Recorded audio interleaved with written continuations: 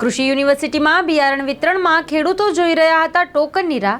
બિયારણ પૂરતું આપવામાં આવતું નથી તેવા આક્ષેપો કરવામાં આવ્યા. મારું નામ ગોવિંદભાઈ મેર છે.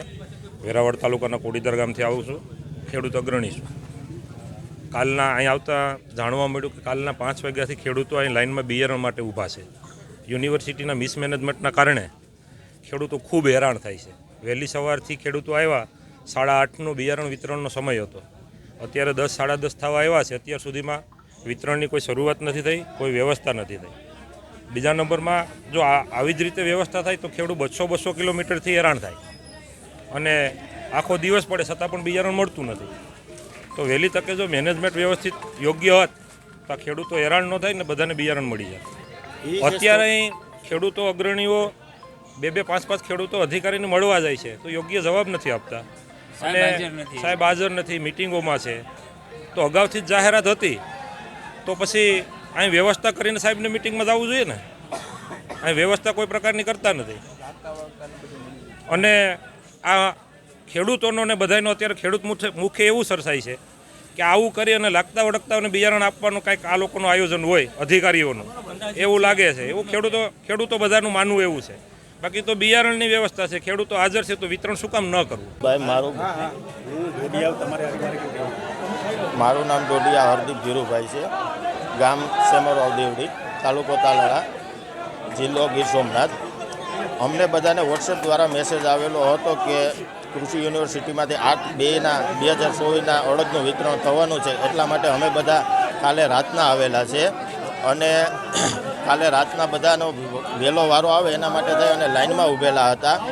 અને જે કોઈ રાતે આવ્યા અથવા કોઈ સવારના આવ્યા એ બધાનો જે કંઈ વિતરણ કરવાનો સમય થયો ત્યારે એ લોકોને ટોકન દેવાના આવે તો એમાં કોઈ એની પેલી શું કહે કે સુવિધા નથી કઈ રીતના ટોકન દેવું. એમાં બધા ખેડૂતોને મન દુઃખ થતા હતા.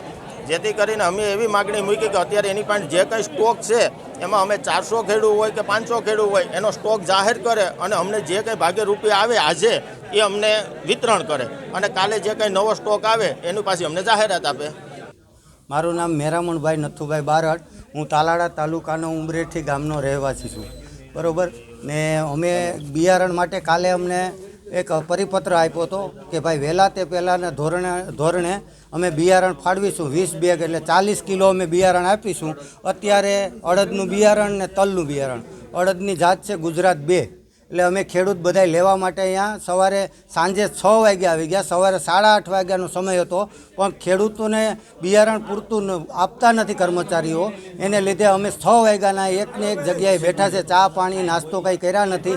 હજી પણ 10 વાગ્યા 11 વાગ્યા પણ અમને હજી કોઈ નિર્ણય આપ્યો નથી ને એ લોકોનું એવું કહેવાનું છે કે અમે અડદનું બિયારણ હવે પછી ઓનલાઈન આપજો. એટલે મારું ગામ અહીંથી 100 કિલોમીટર દૂર છે. હું અહીંથી ગાડી લઈને મારું 10 લીટર ડીઝલ બારીને આવ્યો.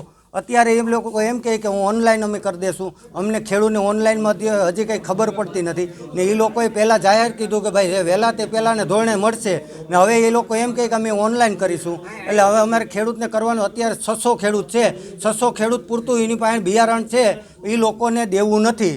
બરાબર ને સરકાર કોઈ અમારી વાત સાંભળતી નથી.